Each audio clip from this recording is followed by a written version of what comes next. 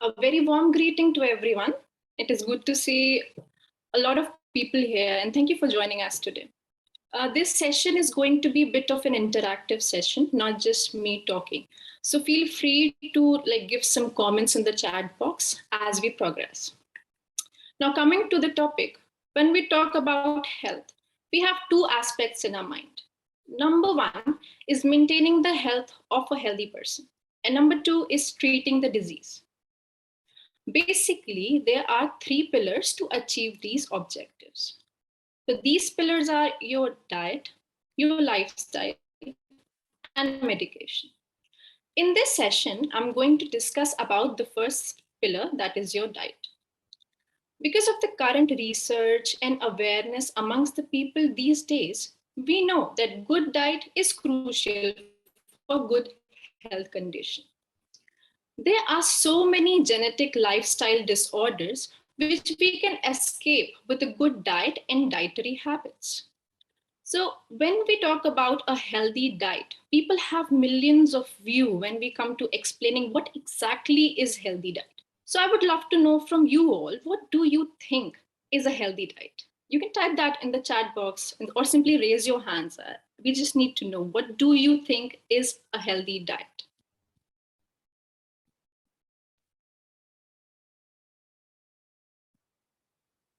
Still waiting for some responses. Yeah, fresh food.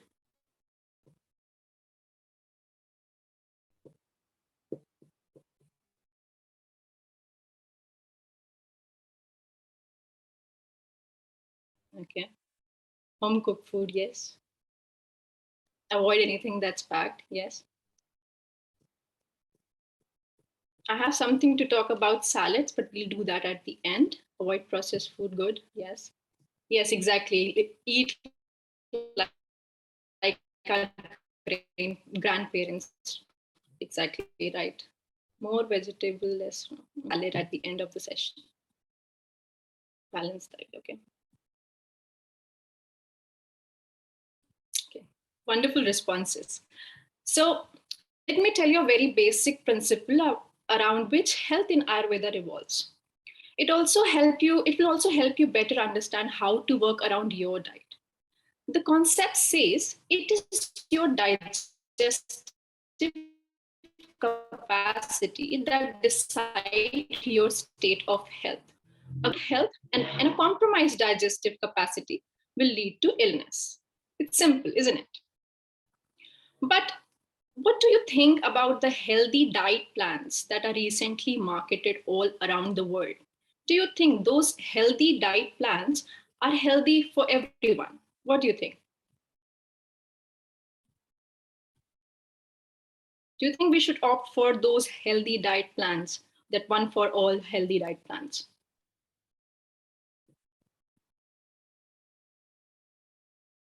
Good. Different for different people, tailored to individual. Yeah.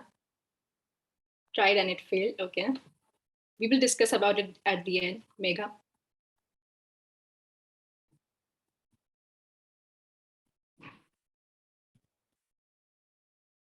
Any more?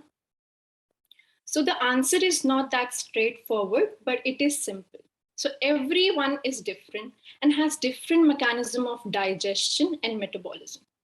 So how can a generic health diet work for everyone?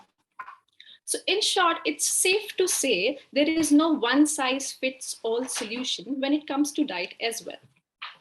If we try to generalize our diet for everyone, it will cause more harm than benefit. Let us just take the example of the recent trending high protein regime. So what is happening these days? There are so many people who have a very poor digestive capacity, but they consume a lot of protein that are heavy and difficult to digest. So my question is, what is the benefit of something that they cannot even digest? What are they going to gain from it? I don't think anything at all. You must understand what is blessing for one can be curse for another. We can take a very simple example of milk. We all know the benefits of milk, how it is staple in every household. But for someone with lactose intolerance, it is of no use. To decide whether something is beneficial for you or not, you must listen to your body. But what do I mean when I say listen to your body? What are you exactly listening? So it's a very simple answer. A human body is an incredible creation.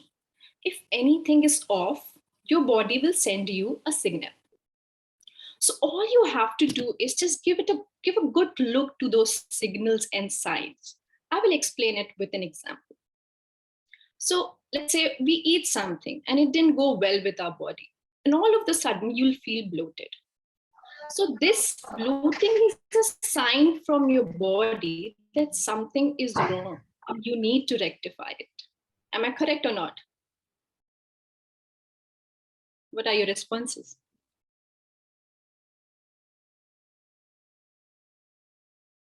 Yes, thank you. Okay, so now let's just talk about the diet chart.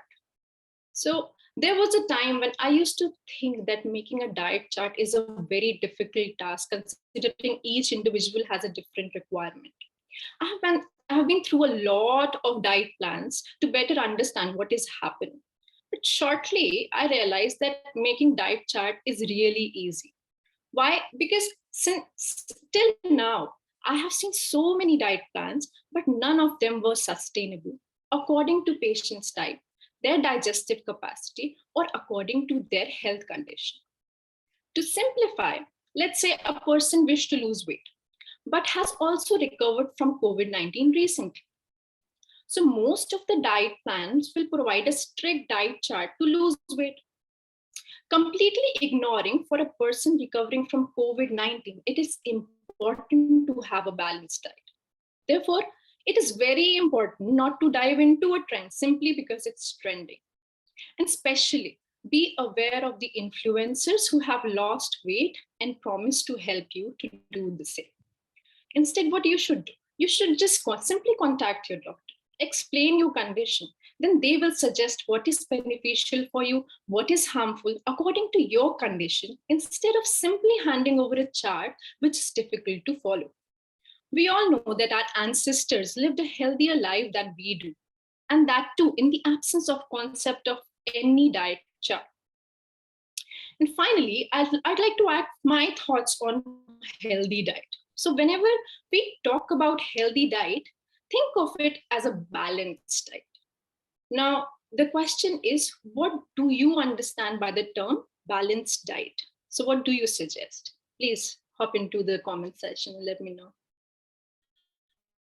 What is a balanced diet?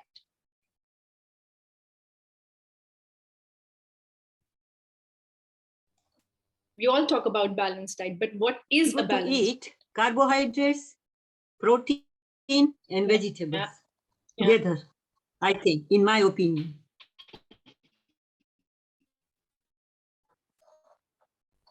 Right amount of protein, carbs, and fats, which contain carbs, fats, and protein. Okay. Namaste, Anusha Salanki. In the healthy diet, have less carbohydrates, like the needy amount, more fruits, vegetable, drink plenty water, do some yoga, relaxation, have enough less fat in the body, enough protein, and minerals, whatever your body needs. Yeah, right. Okay, so let's just think about it. So there are a lot of ways to explain it, but I'll use the most easy and comprehensible way. So we all know that our food has some taste to it. For example, even when we do not add sugar to the milk, it has a natural sweet taste. Am I right? So similarly, all of our food consists of 6 types of taste. It will taste sweet, it will taste sour, salty, bitter, pungent, and astringent. Based on these 6 tastes, we can make our diet balanced, because a balanced diet is a balance of these 6 tastes. It is often believed that we crave the taste that is missing from our diet. For example, let's say you ate something that's really sweet. Very soon you'll start craving for something salty or spicy. And have you wonder why is it happening? It is because the diet you eat was not balanced and it did not include all the taste. And furthermore, it is very important to get your blood tested if you have random cravings, because these random cravings may also suggest low hemoglobin in your body.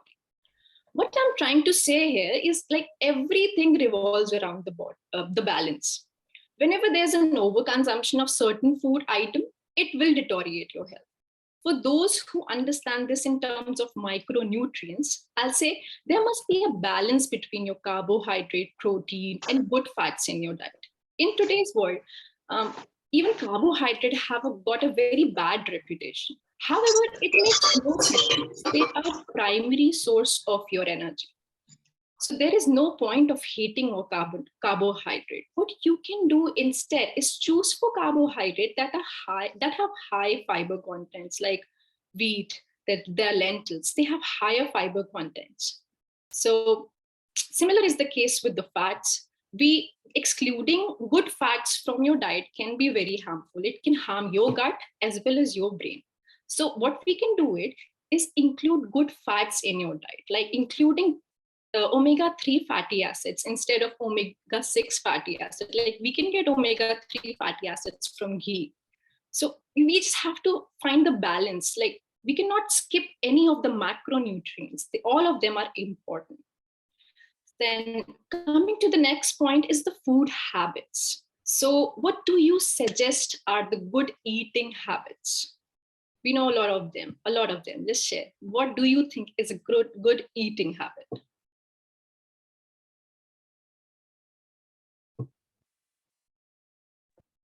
Less snacking.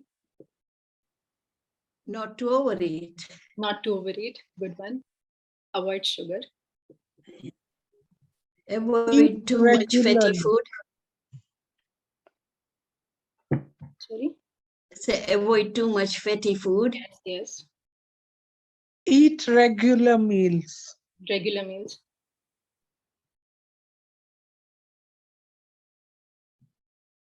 Three meals a day, no snacks. Not necessary. It's fine. All right.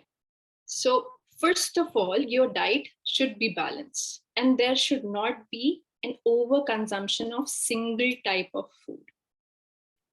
Remember, if you conquer the art of balance, then you will not have to restrict yourself from the food you love. Along with considering what you eat, you should also consider how you eat. And both the quality and the quantity of food is important. Some people talk about which food is better to eat. Some people talk about the portion of meal. But it is very essential to understand that both quality and quantity of the food must be taken care of. Because your food is either heavy or it's light. What do I mean when I say it's heavy? Heavy food means that it does not mean that it's a large portion of food. Heavy food simply means that it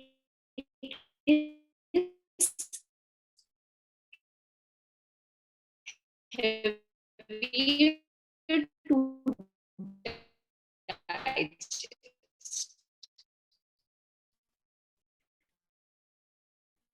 Like when we compare rice to wheat, wheat is heavier to digest. Heaviest here means heavier here means heavier than your breakfast and dinner. Not heavy that you cannot even digest it. It should be within your digestive capacity.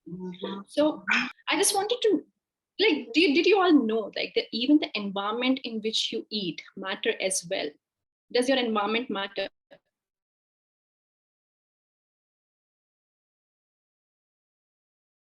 In which you're eating?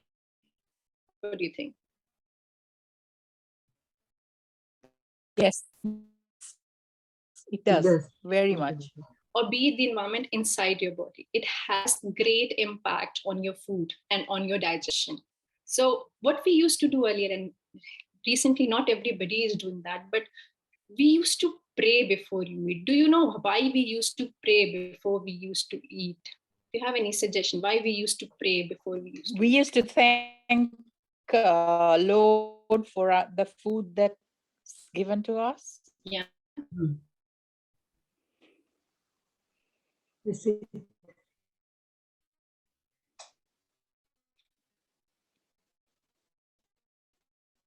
Any more suggestions?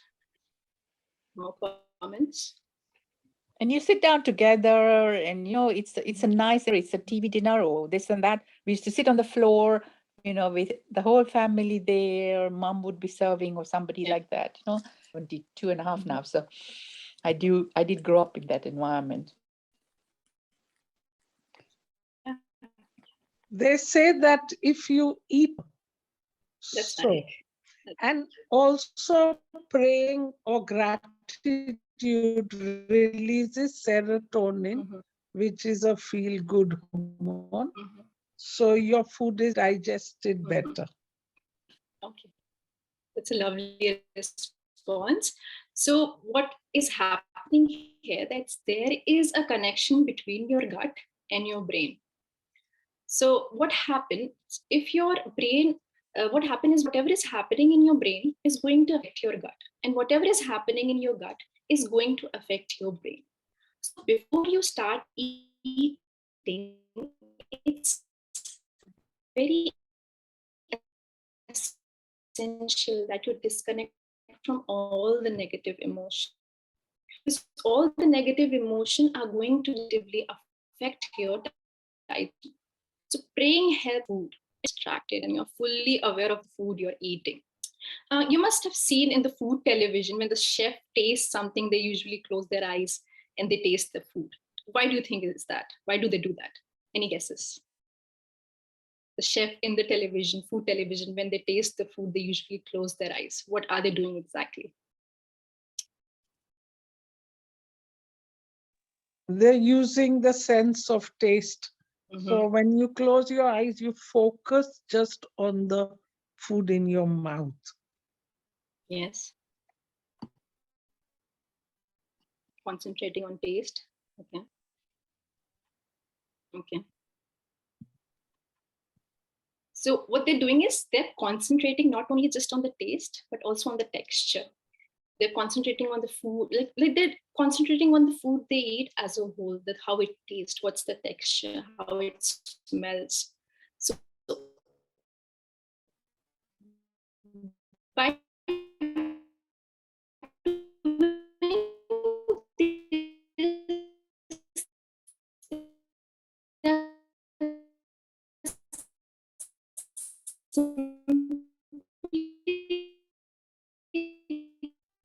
and there are similarly there are certain confusion in deciding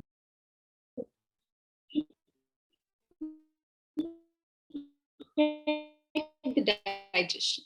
However, chugging a lot of water while you eat will surely have a negative impact on your digestion, but taking small sips of water will not. You should eat. How much you should eat? What are your takes on that? How much one should eat? You shouldn't fill your stomach completely. And just have the half the quantity. Yes. Stop when you're full. Okay. That will help with the weight loss as well. Okay. I need more responses. We are 59 here, 59 people here. More responses. I think you should stop eating when you feel that when you feel not half full, because you don't even know you're half full. You feel like you've eaten, but as long as you make sure that your portion sizes, your plate should be only what you need to eat. Yeah. So you should not stuff yourself, basically. And you can always reduce your portion sizes if you feel you're overeating. And depending on your illness, like if you have type 2 diabetes, then you should only eat like minimal amount of carbs and more veg, etc. Yeah. So there is no fixed amount of how one should eat. It's like, as I said, everyone is different. So for everybody, the quantity of food is going to be totally different. It is totally dependent on how much one can digest.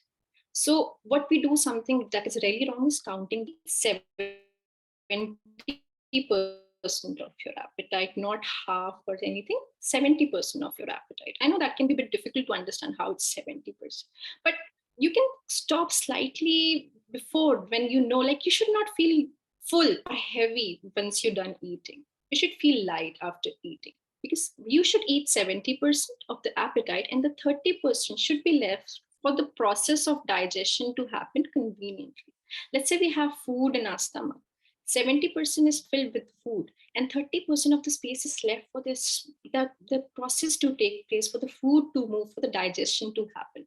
So that's why we say it's never good to eat till you're full. You should always eat 70%. So if I say how to divide it, like you can imagine that your stomach is divided in 3 parts. Let's just imagine that. The one part should be filled with the solid food. The one part should be filled with the fluid like lentil soups. And the one part should be left for digestion process. If you're feeling extremely heavy or uneasy after eating, chances are that you're eating beyond your capacity. And if you are addicted to some unwholesome food items, like there's no need to exclude it from your diet. It's very wise to take help of an expert.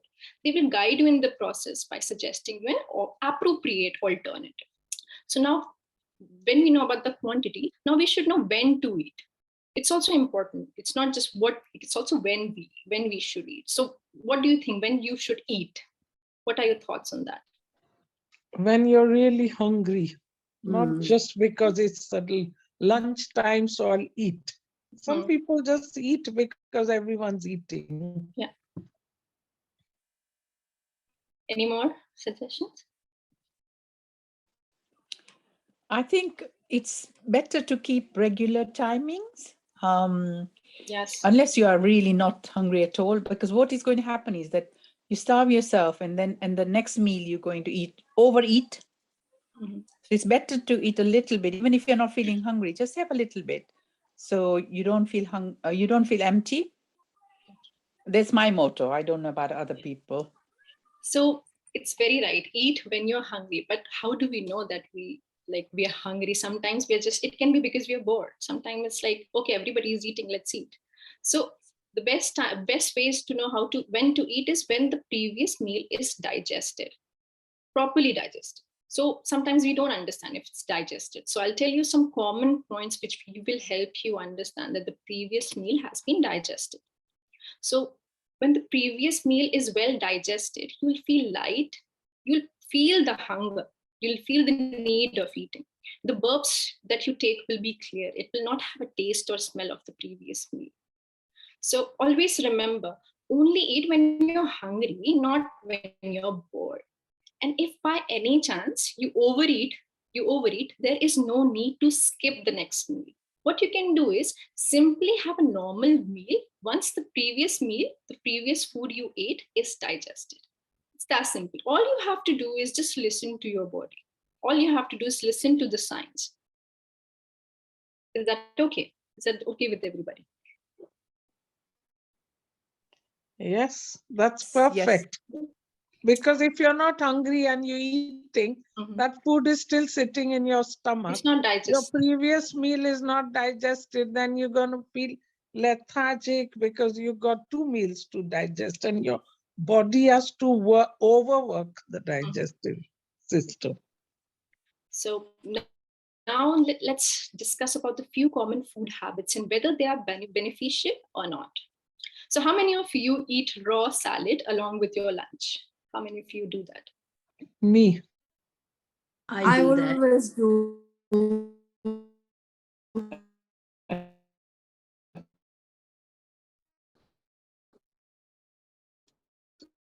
I always do. I must eat lettuce and things. I Yeah. have Eat the Sometimes because my hubby can't tolerate salad, so green smoothie. Okay. So raw food, people say that raw food have more nutrition, but we also have to understand that they're also more difficult to digest. Okay, let me explain. The raw food is harder in comparison to the cooked food. That when you cook the food, it's obviously soft.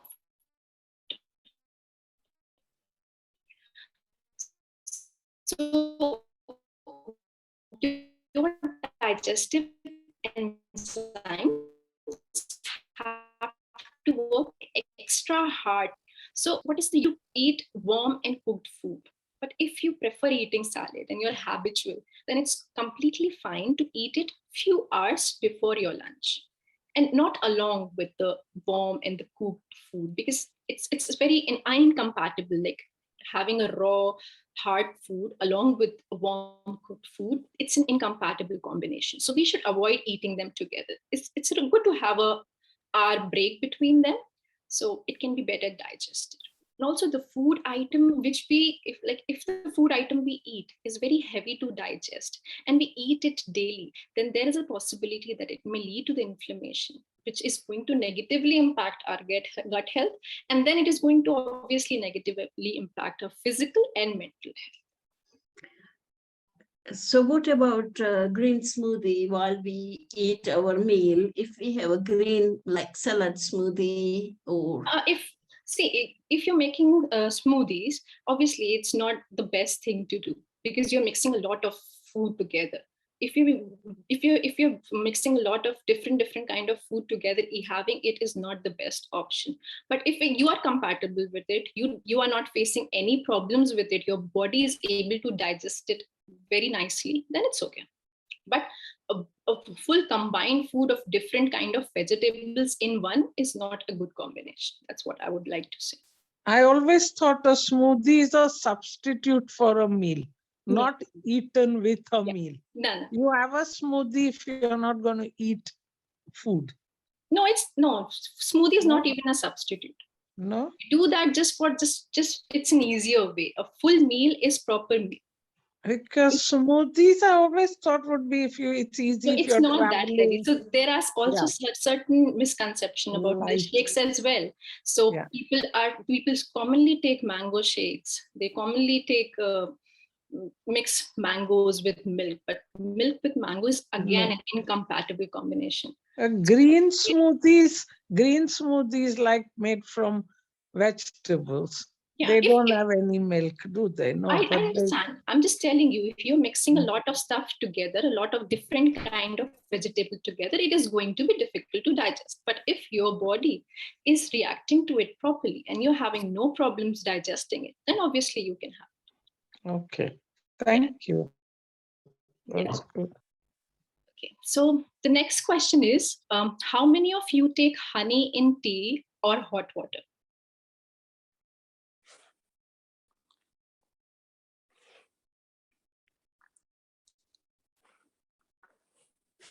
I sometimes take it do. sometimes in tea or milk, or in a very lukewarm milk or lukewarm tea. Okay. I do. That is a really common practice. But again, heating honey is another blunder. Because again, honey is heavy to digest. So because what happens, an enzyme is transferred to the honey by the bee, which helps in the digestion of honey. And when the honey is heated, the enzyme is degraded. So furthermore, there are many more chemical changes that occur in the heated milk, thereby making the honey toxic. So if you plan to consume honey with water, make sure that the water is at room temperature. And I would not even suggest lukewarm because honey is already being processed and there are a lot of higher chances that it has gone through the changes already. So I would not recommend it even with the lukewarm water. If you want to take honey, take it at room temperature. Otherwise, it gets toxic, it gets difficult to digest, and it will lead to many disorders, including the skin diseases as well. Never. Doesn't it depend on the type of honey? Even if you take the raw, so there are so many researches that has been done. Some say that the changes start happening at the 70 degree. Some say at 150 degree, at 140 degree. But why to take the chance when we know it's already very harmful? And the changes in the enzyme, I told you, that happens really abruptly. All of the sudden the changes happen, and that really degrades the quality of honey. That's why it's very wise not to take it with warm water. Obviously, you can have honey with normal water, at room temperature. Honey with water is very good for the weight loss. But have it at the room temperature. It's not necessary to have it with hot or lukewarm water. Is it fine? Is honey okay for diabetics? I never have honey because since I reversed my diabetes, Okay. I know honey is sugar, a lot of sugar in honey. Yeah. So I just stopped having honey. And that depends. If it is reversed, and if your lifestyle and everything is in balance, then obviously you can enjoy all of the things you like, all of the things you want. It totally depends on at what state of diabetes you are at this moment, and how is that honey going to affect you. If you're okay with not having it, it's fine. It's all about the balance. Okay. Thank you.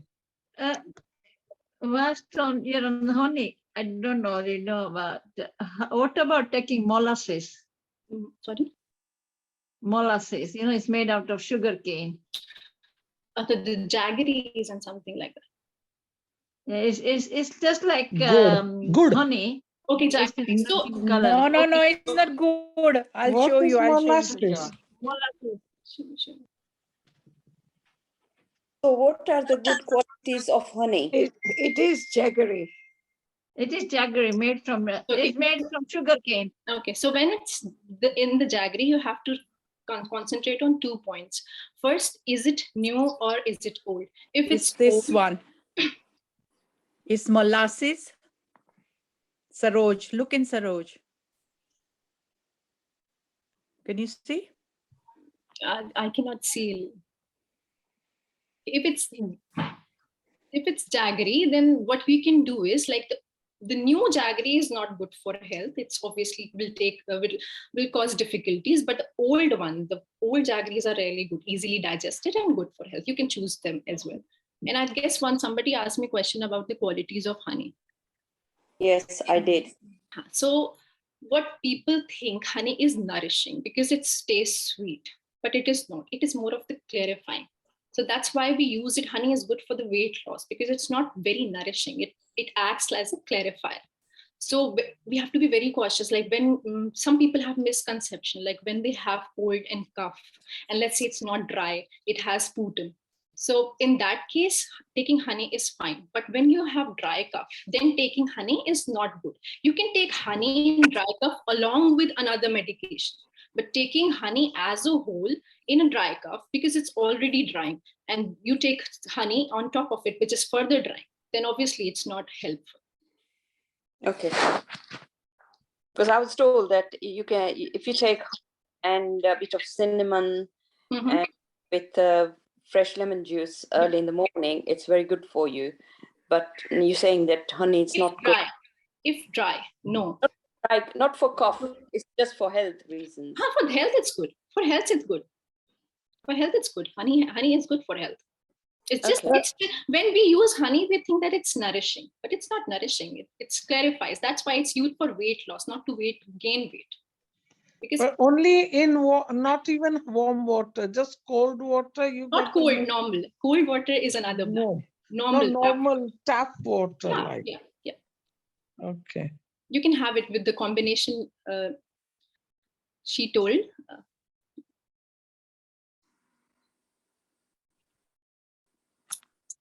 Is it okay? Can I move forward now? Yes, of course. Okay. So now what is the another common blender we do? And that is self-medicating yourself through herbs in the name of dietary supplement. So what happens? you see something is good for you on internet and you just include it in the diet. Why?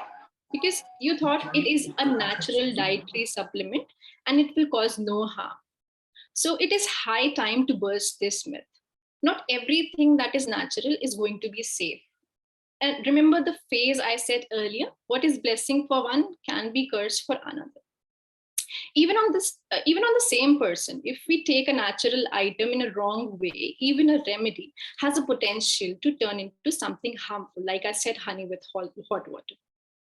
An Ayurvedic expert spends over a lot of years to understand the properties of herbs and how it will affect the human body. And they are all working for you, just for you, so this heart. And you're not alone in your health journey. They are there to support you. Therefore, before taking any supplements or herb, it is important to understand the different aspect of them. Always consult your doctor or an Ayurvedic physician before adding anything new in your diet. And finally, let's come to the last part of the today's session. In the chat session, just let me know how many of the habits I have shared is going to be difficult for you to follow. Is there any? And if so, do let me know.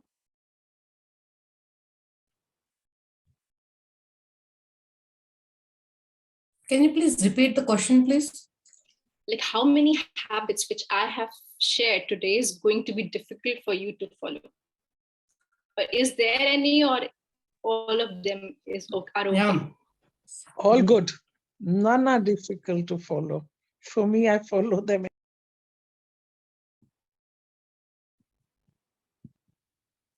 Yeah, so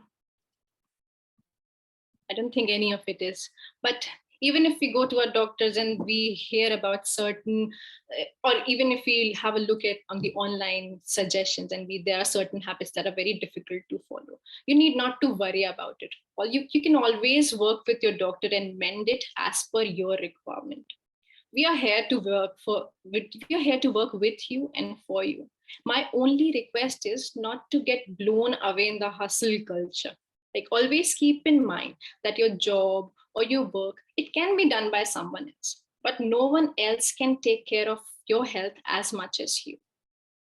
And I would also like to remind the carer of the patient that life can be a bit challenging, but it is important that you do not forget to take care of yourself as well. And to conclude, I'd like to say, as you think that good cooking is an art, and so is the eating. The deeper you dive in, the more you realize that it's not the potatoes that deserve to be blamed, but it is the seed or vegetable oils which we use to cook the potatoes should be blamed. But you need not to worry about it because you're not alone. There are so many of us who are motivated and dedicated to help you in your health journey.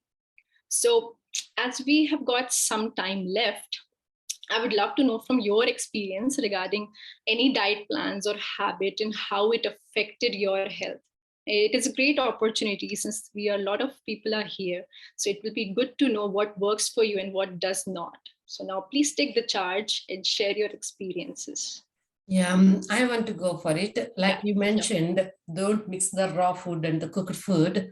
Until unless now I realized after because I ate a couple of weeks, the lunch is only the raw food, like including the sprouts, leaves, and some fruit, so that it adds some sweet and some lemon juice. So it has everything, every taste in it, something like that. I make it like olives, everything is cold. The plate full, everything is cold, colorful, it is filling. And night time, I used to eat my regular diet like rice, little bit of dal or chapati and curry. That meal, I found it really nice. Now I realized but normally that is not my habit, but I tried like a couple of weeks. It's really helped me. Like what I want to do. So maybe now I'm connected to your point, like don't mix the cooked and raw food. It's wonderful to hear. Any more people, any more volunteers? So I did the diabetic reversal diet. And for 8 weeks, I followed Dr. Mosley's plan. But because I'm vegetarian. I adapted it all to South Asian vegetarian food. Just cutting down fried food and cutting out sugar and unnecessary and balancing my portion sizes. So half plate should be green, so it can be any green vegetables. Quarter plate should be protein and quarter plate should be carbs. That was the recipe I had for my diet. And in 8 weeks, my blood sugar fell. This I'm saying because somebody's asked about reversing sugar and reducing sugar.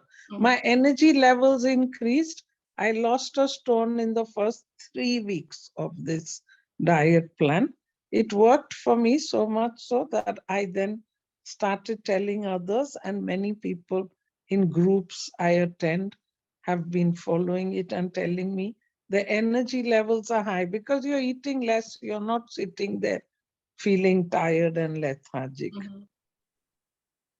Yeah, that's Sorry, Isn't that a lot she of weight repeat to it lose? again? Can she repeat it again? Just Isn't that a lot of weight to lose in such a short time? I lost weight, but my energy level was so high, but only in the first 3 weeks I lost. After that, it was balanced. Because they say that if you lose too much too quickly, you put it back You should on. never lose too much too You can't lose too much because 3 weeks I lost a stone. After that, it was just pretty stable. And until now, that stone has stayed off because I still don't indulge myself in fried food or sweet food. I do get a craving, then I'll have a tiny bit. Like Ganpati hai to thoda sa laddu kha liya. ठीक है, कभी कभी. Not rose. Not eating laddu every day. Not eating one, but 2 or 3 in one go. I like this taste, so you go and eat another one, you know. It's a human nature. It does happen. Not every day, but it does happen. That is lack of willpower. I have No, friends that who is not tell me- lack of willpower. That usually happens when we restrict ourselves. So Is that no? But when that's we restrict ourselves, it's going to act like negative things is going to happen. We should not restrict ourselves. All we should know is about the balance. If we don't restrict ourselves, we can. The balance is good. Yeah, that's it. Now, So if you don't have no I would diabetes, like nothing. to add that, like being diabetic, you get more attracted to sweet things like tamu tamu, they say in Swahili. And people just feel like having more sweet things. I don't know how to develop this willpower. But being diabetic, maybe on medications, what is not to be eaten, you just get attracted to it. There are a lot of reasons for that, and we can obviously discuss it later because I think the time is short now. So I'd like to just give the platform to Dr. Neha now. Thank you. Thank you very much, Dr. Kritika. This is a wonderful session and very much asked question which you answered in a very simplified form. So some of the details I shared on the chat box. Dr. Pandey, she takes their personal private appointments, but at the same time, she's running a walk-in virtual clinic on September 10th, and where she gives the private appointment at no cost and can be seen privately and personally just as a personalized care. So feel free to book the appointment with Dr. Kritika if you need to, and don't hesitate. Her work with the patient has been made an incredible change all around. So I would personally recommend that if you get a chance, please see her on 10th of September. She has limited availability, so please get in touch. I have shared her contact details directly. Reconciling with the Nature, her real good initiative. She started in Leeds, but virtually she's available everywhere. We, as Aarogyam, going to run these sessions every week on Wednesday, same time on the same link, talking about the concerning issues community have raised throughout for the diet, health, lifestyle. and asking each expert to address these concerns on these platforms. So please join us next week again with energy healing expert who talks about keeping healthy, but keeping the energies alive throughout. So we are going to talk about that more next week. Tomorrow, we are running menopause group. So if you're interested, you would like to join or want to pass on information, please, I shared a number of WhatsApp to get in touch with Aarogyam, and we can share a link for the menopause support group. Again, every week, Thursday, we are running this menopause for healthy transit for the women, but it is also open for everybody, for healthy families, healthy communities, as we say.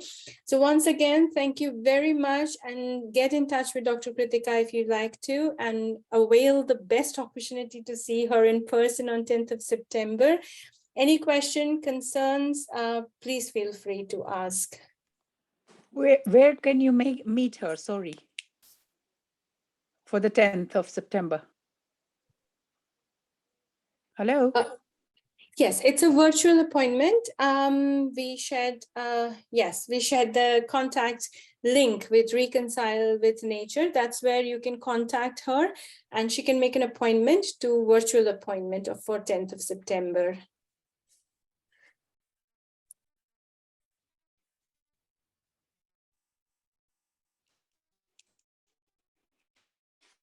Okay.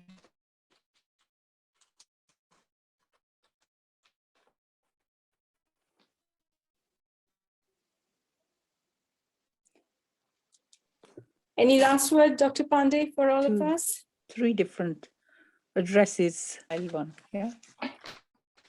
Can I just ask, is there possibility of having your previous?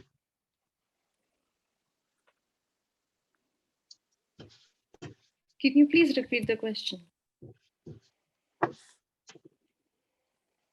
The previous Can you sessions please are send the available link on for the YouTube. menopausal group, please? They're saying they are on YouTube. Yeah, you look for Aarogyam UK. That's the channel. On YouTube, if you search for Aarogyam UK, you'll see all the previous videos. Thank you very much. You can see the videos, but if you want to come and join the live discussion and meet the expert, for the menopause group, I've said the meeting ID and passcode for tomorrow, 7 o'clock. So that's again in the chat box. You have a number of Aarogyam to WhatsApp and ask if you, in case you miss or you cannot get hold of us in the meeting. But try to join the live session so you can ask your question, join the discussion, and you can raise any concerns if you like with the speaker so she can address to your question directly. On the YouTube, of course, you don't have these opportunities. So we encourage you to join the discussions with us. Please repeat. I mean, the chat box will disappear now once this meeting ends, yeah? Yes, yes. So I'll share the number just in case if you don't get anything, just note down the WhatsApp number and just text us so we can give you all the details, links, and the meeting IDs for all the sessions you need to attend. So WhatsApp ID. The WhatsApp number I just shared on the chat box. Okay, just 1 second. 07923 okay. 67415. 67415. Yeah. Okay, yeah, thanks. Thanks. Thank you very much once again. That is 7 o'clock in the morning. No, sorry, it's all 7 in the evening. All these sessions runs in the evening, so everybody can join in, even the one who goes to work in the day. Yeah, because, okay, thanks. You're very welcome. Thank you. It was a lovely session. Thank you very much. Thank you. Thank you. Lovely. Thank you. Thank you very much. Bye. Thank you. It was a very nice session. Thank you. Thank you so much. Really good session.